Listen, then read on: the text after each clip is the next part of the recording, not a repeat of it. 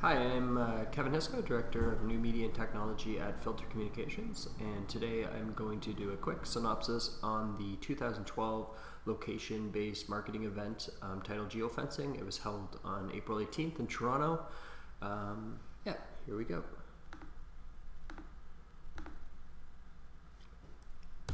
So first off, I wanted to go through a quick synopsis on some of the speakers.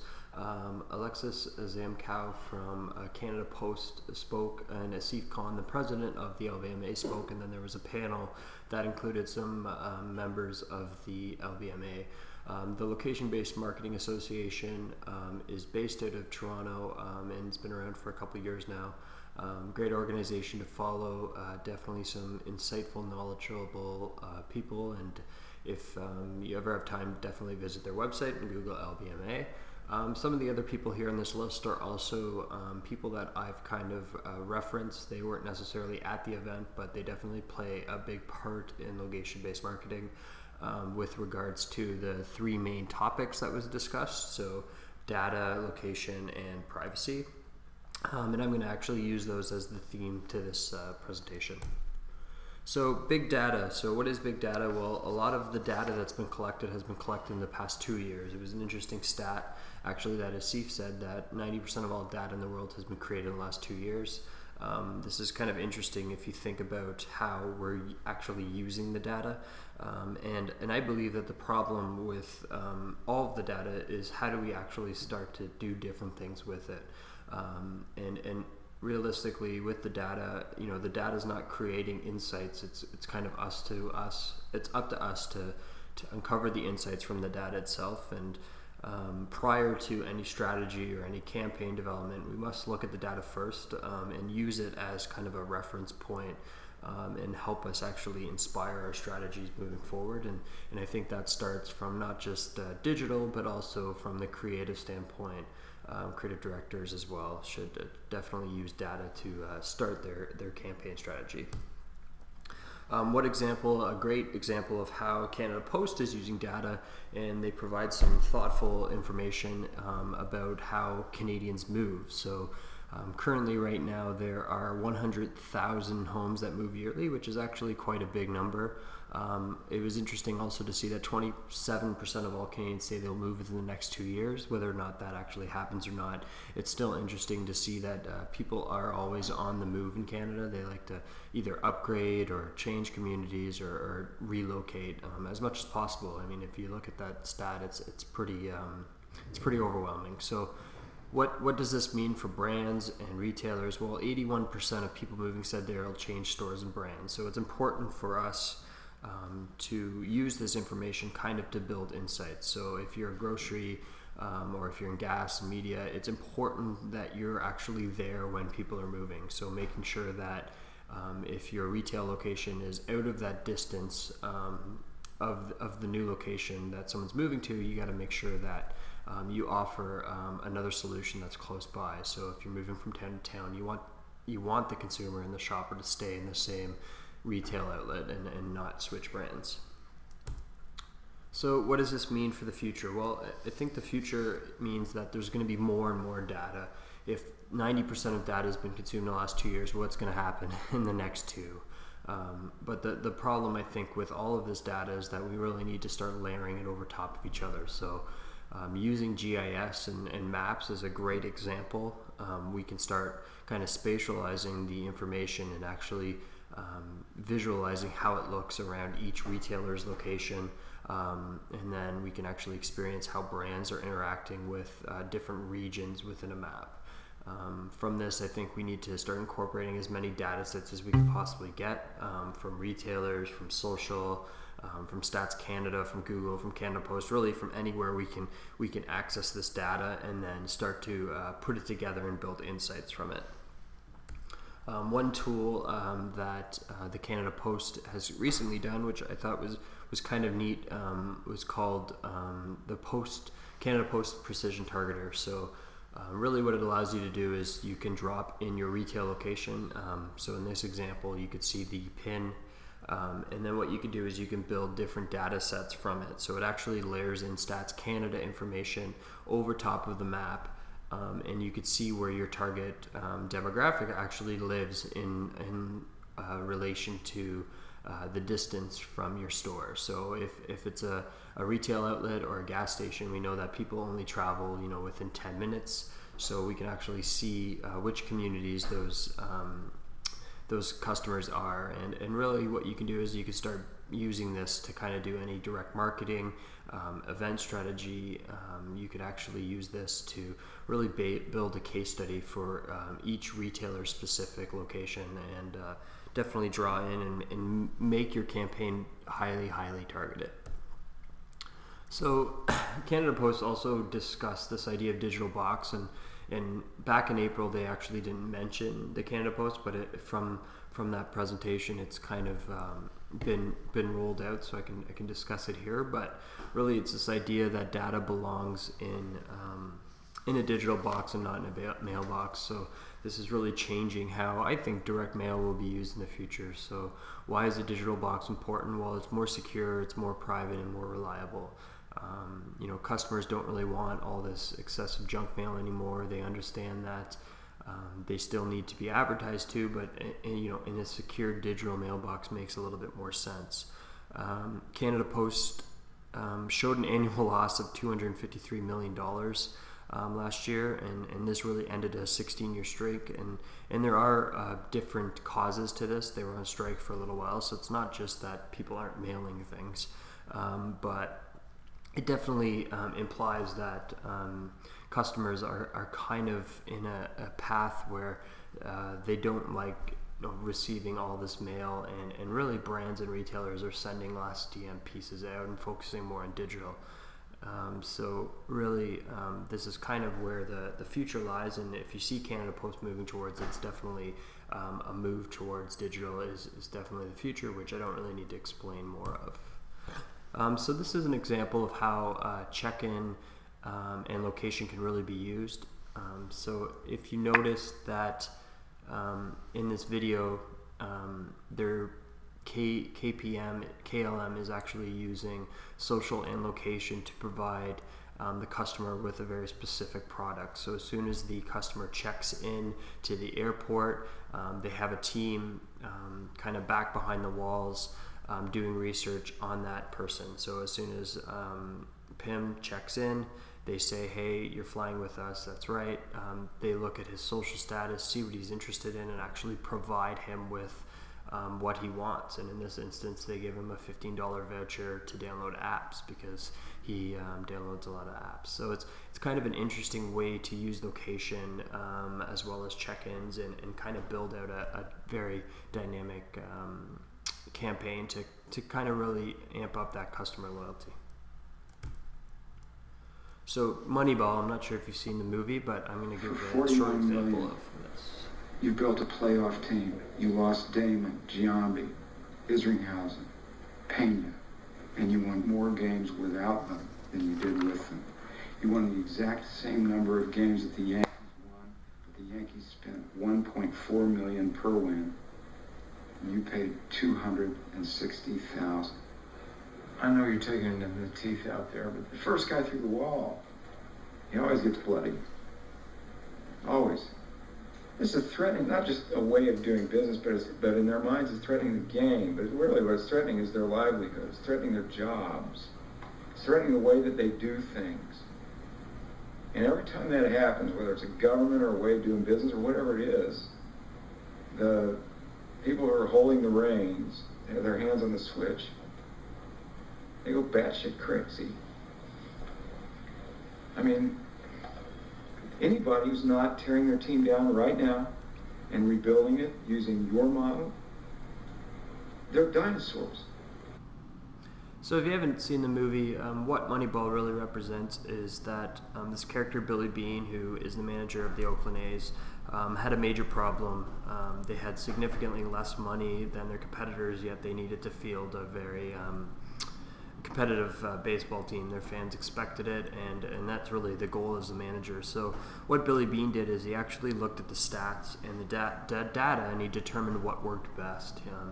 he kind of had an advantage than, if we reference this to how brands work, and if there's a smaller brand with less money versus a larger brand, he really used the data and was able to take some risks, and it's a great example of how you can pull out specific insights and develop a case study to actually improve your organization or your team. So a great example of how data can really affect change and drive insights for sure. And of course, the biggest thing is with anything that comes out of new data or insights or trying to affect change, there's going to be, I guess you could say, challenges. So there's going to be people that are, or users that are not used to the change. And the biggest thing in terms of media, whether you're doing any in-store digital or out-of-store digital, is you really need to change the behavior of the customer and teach them a process that will make their shopping experience a lot better. So in conclusion, I think data is really going to lead us in terms of how it can guide the creative and strategic process. Although we can't only use data, it still takes human intelligence and human creativity to actually develop new ideas. And I think this is a great example of Steve Jobs and a lot of the things that he discussed. He always referred to Henry Ford in most of his books, and when he discussed change, and the quote that says, if you ask my customers what they wanted, they would have said a faster horse. So the idea is that yes, the data is important, but at the end of the day, you need to create change, and to do that, you do still need to be innovative for sure. So the next main topic is location. Obviously, we were there for a location event, so it made sense that location came up. So what geofencing is if you're not familiar with it, is it's an actual radius around a store or a location. So really, if a customer's in a specific location, you could geofence the boundaries of the store. So if they're in a grocery store, the geofence could be the perimeter within that store. So if they walk off the parking lot, they would then be out of the geofence. I think one thing that is interesting to note is that location really is not just about mobile location, but really it is the actual user, the customer, is the location now. Its location is where the customer's sharing information or posting information on Facebook or checking in. So really, the geofence, you can treat it as if it's a whole bunch of customers moving around, and their location is determined by how they're using the mobile or the medium. So a great example of this is the Magnum Pleasure Hunt, which really rewards their shoppers for finding chocolate bonbons. So a geofence is set around each user, and then as they go around and they collect chocolate bars, they're also able to drop obstacles and really cause more of a panic. So at the end of it, the person who collects the most bonbons and wins within a time period will actually win a prize. So it's a great example of how location and geofencing can be combined to actually show how the customer is that location part, and you can definitely see how in a store, location means wherever that customer is within aisles or within the different sections. So how does this relate to retail environment? Well, I think location geofencing stores can really determine how far customers are willing to travel, and what this can do is it can inform how our campaigns are executed. The future of location campaigns will be specific to each retail store. There'll be different messaging, which we're already doing, but really different and dynamic messaging for each location. Canada Post shared some stats that customers won't travel for a certain percentage off, but they will travel for more. So if you're running any sale or in-store campaign, you want to make sure that you look at the data and say, okay, where are we actually going to post this content? There's no point of advertising through a DM piece or through even a location-based digital piece outside of the boundaries of how far a customer or shopper will travel. So what does geofencing a location do for in-store activation? So if we rely on the fact that the shopper is now the most important media, that they are actually carrying the content in their hand, we can actually start layering promotions in store, as well as, we can increase the redemption. So this example is a great idea where, if it was me checking into a certain store, I could become the mayor of that store, and then obviously my promotion would show up while I'm in the store. So you can definitely see how dynamic this is, and how you can really use that retail location as a hub. It's a gathering place. It's a place where people go to buy groceries, but really it's also a place where you'll start seeing people within your community. You'll bump into friends and family, and it's a neat aspect to kind of see how the store really is changing, and how it's changing based on what people are doing with their mobile phone, or with the specific location-based tools. So another great example of how location can be used is really the fact that everything is now connected. So this idea that we could get screens connected, or we can get the user connected in store, add an event, and then share that information out is very viral. So this example uses a real-time live stream of shootout plays on a microsite, and then as the user shoots the basketballs,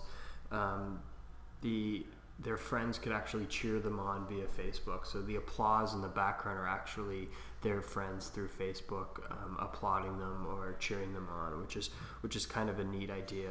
And then of course, after the person shoots or takes a shot, they could actually upload their picture. So what you can really see is how location is really interacting with these different types of media to really help and drive home that message. And this is kind of the future of in-store. It's connecting mobile with social, with the actual space and the location, and then of course with the people that are using and interacting with the space. So out of data and out of location, there's a lot of different questions that are coming up, and obviously privacy is extremely important. With all this data out there, and all the different news outlets that recently have been talking about different privacy issues with regards to Facebook and Google, there's still going to be questions, and there's still going to be answers and changes, and I do believe that no one's really answered the question of who it's up to actually protect us.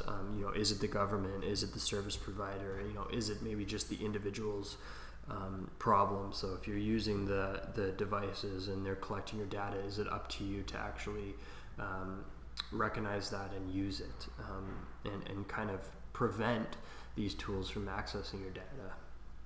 And I think the interesting part too is that depending on what generation you grew up in, most of the newer generations, so the younger kids, high school and even younger now, are using these devices very young, and they're learning about the privacy settings at a very young age, mainly because they don't want their parents to actually view what they're posting or what they're sharing, and so they're learning it because it's part of their life. Where for us, we never really, or for the later generations, we might have grown up with using Facebook, but we really didn't see it as a problem, whereas now it is. So I think the one great place where privacy can be taught is in the schools, and students can start to learn about how to protect their information more easily.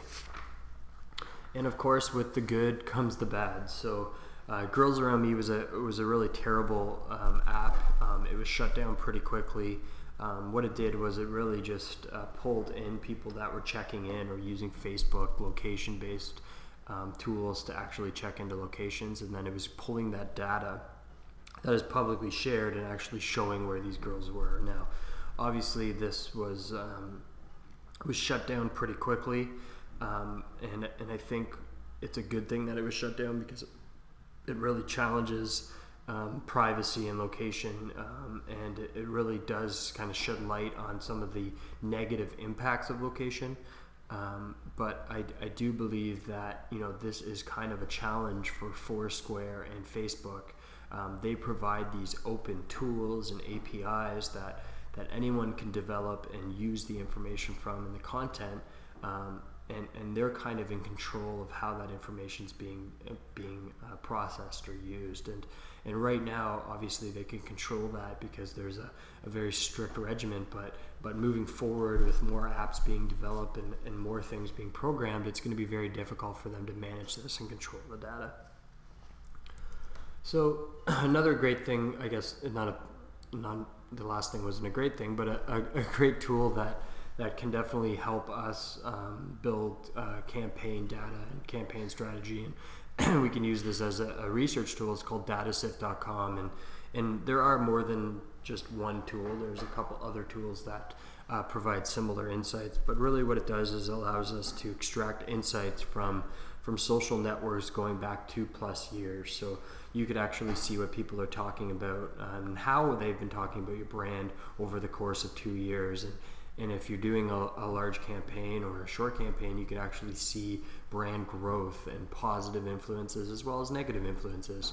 And it really definitely helps you during the process. And as more location-based tools are being used, this data is going to become really robust, and we're actually going to be able to compare different streams. So if the customer is checking in and providing a positive, insightful experience in store, we could actually compare that how they're experiencing it digitally. So whether it's on a Facebook or platform or a Twitter platform, how does the customer actually engage with the media to provide insights to us to build where they're experiencing positive engagement and then negative engagement.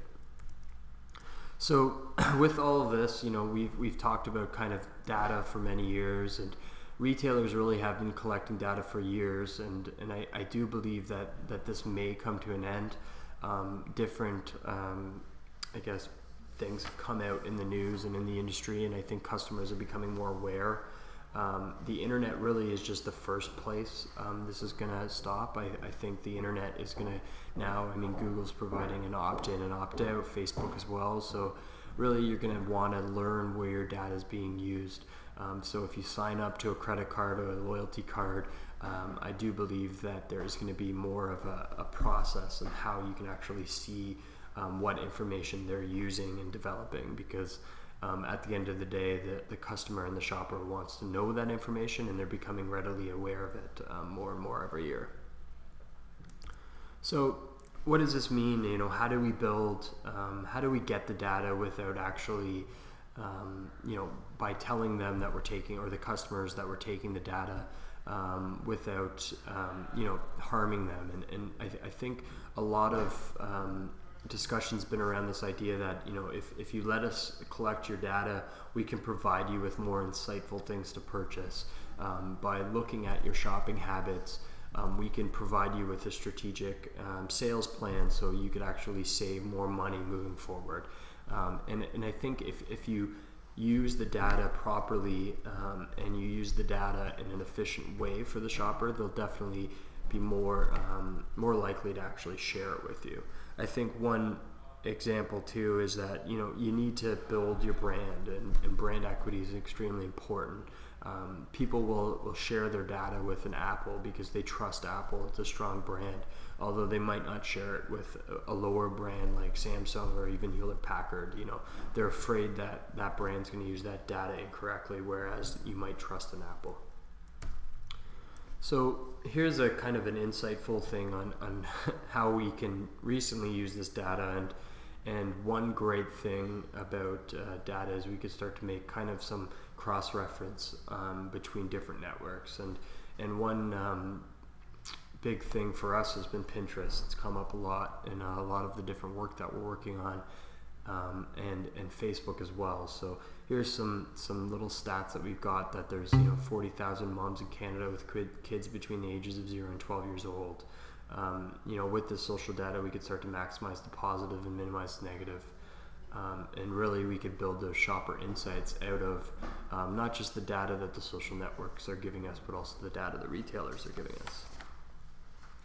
So this kind of gets me to some fun tools and projects for projects and clients, not necessarily these can be used as campaign specific, but they're definitely some helpful tools and some new apps that have been developed that really use location in a great and positive manner.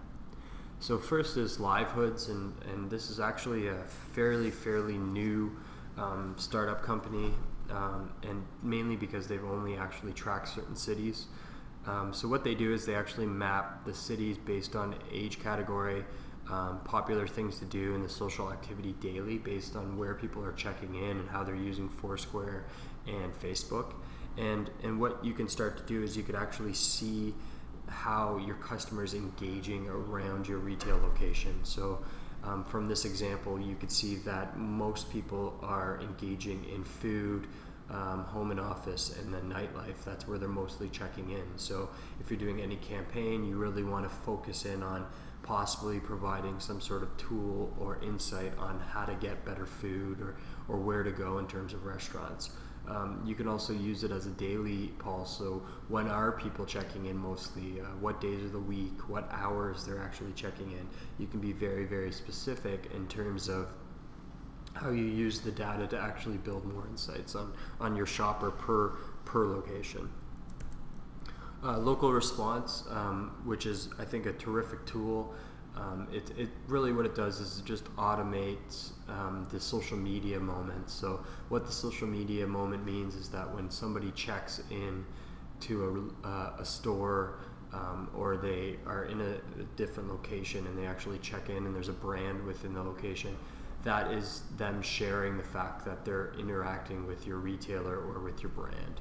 And local response just essentially helps larger brands and retailers to actually respond to that shopper in real time. So if the shopper checks into a Walgreens, then they could actually send them an automatic message that says, hey, thanks for shopping with us, visit aisle 6 for a sale, or hey, why don't you donate to this flu shot voucher, and so on. So there's different strategies that we can use, but local response definitely gives us a tool to actually kind of take advantage of that social media moment and that customer during the path to purchase. This is kind of a location-based mobile app. It's not really the most creative or influential app, but it's definitely a neat app. It's kind of taking these scratch codes and converting them to just a mobile. So in store, smaller retailer outlets would definitely take advantage of this. You could provide more data to the customer as well, because as somebody checks in or scratches a code, you could start managing how many times they're scratching it, how often they're using the gift cards, and you could scale the promotion up based on that, so you can really reward the customer for loyalty. Banjo is really just that Girls Near You app, but really it just kind of takes the girls out of the process. It's mostly what it does is it just goes onto Foursquare and Facebook and takes your friends, and not just nearly your friends, but anyone who supplies public information, and shows in real time who is near you. So if someone comes within your location, it'll actually notify you, and you'll actually get a message on your phone that says, hey, Katie is really close to you. Do you want to hang out with her, connect with her, or whatnot? This is kind of how location's really going. It's kind of providing you this information and how to use different tools to actually, I guess, provide more insights to your customer while they're either shopping or while they're working. The benefit for retailers, you could start to see the type of people that are actually around your location, the type of people that are checking in, the type of people that are really engaging with your brand. So you could start to follow these people and really be location based with all your media outlets. So if you're organizing a Twitter page, you really want to follow these people that are around your location, because technically they're your customer. They're within that zone. Whether they live there or they're just traveling there, you can definitely still engage with them. Square it's been around for a while, but it's gotten a lot of funding recently, and I think it's going to kind of change and really put some pressure on in-store credit card purchase through mobile. So and they've definitely gone in the route of not even needing the scanner at the top of the phone. But really what it does is it kind of gives you real-time data, which I find is interesting. So when the customer initially uses Square in store to buy something, the next time they come into the store, it notifies the person at the register that this person's came in before, this is what they purchased, would you like to buy that again? So it's really giving you that customer loyalty, one-on-one relationship with each and every individual customer, which really creates an experience in itself. Ditto was actually just recently purchased by Groupon. Not really exactly sure how Groupon's going to use Ditto, but really what it does is you select your activity, you send it out to your social networks, and then people respond to you. So if you're craving for oysters, your Facebook and Twitter network would say, hey, there's a great spot within a block or 2 blocks of you, why don't you check it out? So really what it does is it's kind of this sharing location-based referral program. Not exactly sure again how that's going to tie into Groupon, but it's still a neat idea for an app, and who knows, maybe this will definitely come into Groupon's planning process in the years to come. So here's some location apps that are kind of for fun. The first one is I'm Okay. If there's any parents out there, they're obviously concerned. There's been a lot of topic and discussion about actually tracking your kids with their phone.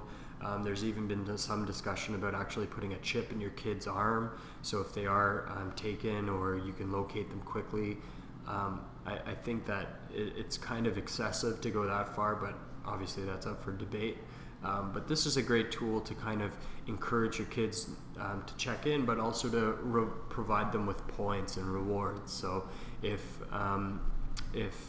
your son or your daughter checks into a location like a library, or they tell you that they're going to the shopping mall and they go to the shopping mall, they're rewarded with points, and then once they earn a certain amount of points, they're actually given a reward, so they can actually buy that video game, or they're rewarded with a night out to the movies, or whatever the reward is that the parent wants to set up. So it's kind of a neat idea. I think the scary part is that most kids now are more technologically inclined than their parents. So it's almost like, if you're providing a tool like this to your kids, more than likely the kids are kind of tracking you on these tools, and they know where you are when you're in the house or if you've left the house. So it's kind of a win-win, but still a neat tool and a neat idea.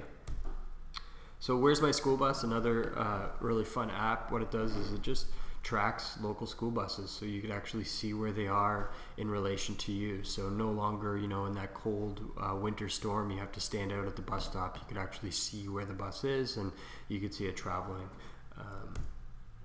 Adopt a Hydrant, another great location-based tool. What it does is it's tracked every single hydrant within a certain region. This is just in Boston right now, and it was built for Code for America, which is a great startup company founding program. So really what it does is anyone who lives close to the hydrant would shovel it out in the winter.